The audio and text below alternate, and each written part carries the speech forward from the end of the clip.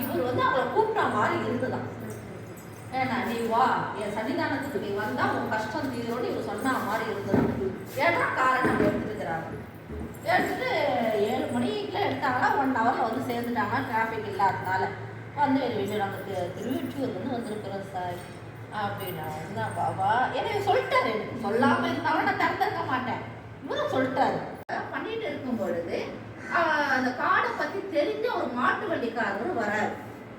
வந்து அந்த 4 பேரை பார்த்து கேட்கிறாரு, போற இடம் எது?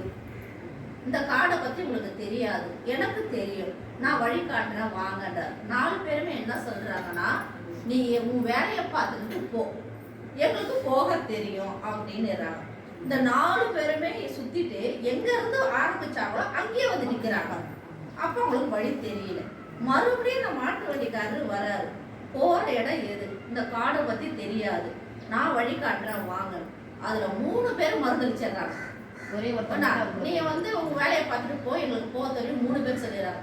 அதுல ஒருத்தர் சொல்றாரு நான் உன் பின்னால வரேன் அப்படின்போது ஒருத்தர் மட்டும் பாபா பின்னால அந்த மாட்டுவண்டிக்காரன் பின்னால போறாரு. அந்த மாட்டுவண்டிக்காரர் என்ன செய்யறாரு, அவர் கூட்டிட்டு போகும்போது நீ காடெல்லாம் அலைஞ்சு திரிஞ்சிருப்ப, உனக்கு ரொம்ப டயர்டா இருக்கும், அதனால வா இங்கேயே வீடு இருக்கு, அந்த வீட்டில் தங்கி ஒரு சப்பாத்தி எதனா சாப்பிட்டு தண்ணி குடிச்சிட்டு கொஞ்சம் ஓய்வெடு, நீ போற இடத்துக்கு நான் கூட்டிட்டு போறேன்றாரு. போய் சப்பாத்தியும் கொடுக்குறாரு, தண்ணியும் கொடுக்குறாரு, சாப்பிட்றாரு, கொஞ்சம் படுத்து தூங்குன்றாரு. படுத்து தூங்கும் போதுதான் பாபா காட்சி கொடுக்குறாரு. நீ என்னை பார்க்க தானே வந்த, நான் காட்டுல அலைஞ்சு திரிஞ்ச, இதோ என்னுடைய காட்சி அப்படின்னு சொல்லிட்டு காட்சி கொடுக்கும்போது கடவுளுடைய காட்சி கொடுக்கும் பொழுது அவர் அடிச்சு பிடிச்சி துடிச்சு அந்த காட்சியை பார்த்துட்டு எந்திரிக்கிறாரு. நான் எந்திரிச்ச உடனே யாரும் இல்லை, அவர் ஊருக்கு வெளியில இருக்காரு. அப்போ அவரு கேட்கிறாரு, கடவுளே கேட்கிறாரு, கடவுளை காட்சி கிடைக்கணும். ஐயோ இந்த 3 பேருமே இவங்களை தேடிதானே வந்தாங்க, அவங்க 3 பேருடைய நிலைமை என்ன அப்படின்னு கேட்கும்போது சாய் சொல்றாரு, அதாவது அவனுக்கு தெரியல, வழி தெரியல, ஆனா என்ன கும்பிட்றான்.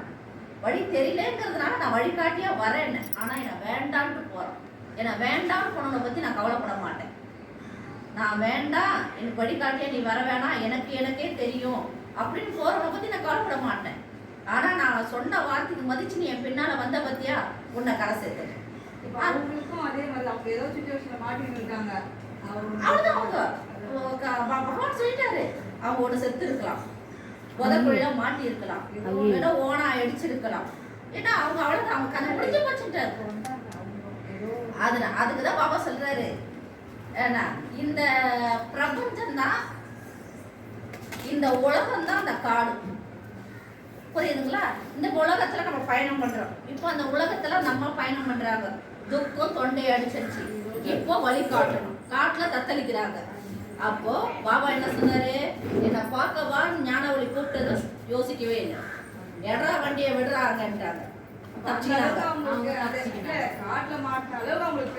இருக்குது. எடா வண்டியை விடுறா பாபா கிட்ட நாங்க விட்டாங்க, வந்தாங்க. பாபா என்ன சொன்னாரு, நான் கூப்பிட்டதுமே வந்து சேர்ந்துட்டல, இந்த காட்டுல இருந்து காப்பாத்திட்டேன், நீ கரை சேர்ந்துரு. அப்ப இன்னொரு கவலை கிடையாது, நான் கூப்பிட்டதுமே முன்னால ஓடி வந்துட்டேன் வாழ்த்து. கடவுளையே வெறுத்திருந்தாங்க, கடவுளே கிடையாதுன்னு இருந்தாங்க. கண்ணீர் அவ்வளோ பிரச்சனை, கண்ணீர் மட்டும் தான் சொந்தமா இருந்ததான், தூக்கங்கிறது இல்லாம இருந்ததா.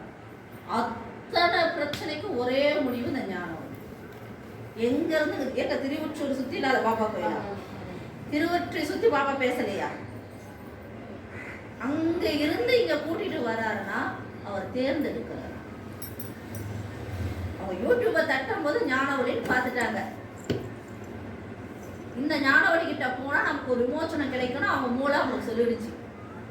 அடுத்த நிமிஷம் அதுக்கப்புறம் யாரும் ஃபோன் பண்ணியிருக்காங்க, ஃபோன் பண்ணி இது ஆலந்தூர்ல இருந்து வருவாங்க ஒரு ஃபேமிலி, அவங்க ஃபோன் பண்ணி சொல்லியிருக்கிறாங்க, சாய் நீங்க ஞானவழி கிட்ட போங்க, எல்லாத்துக்கும் ஒரு வழி காட்டுருவாரு.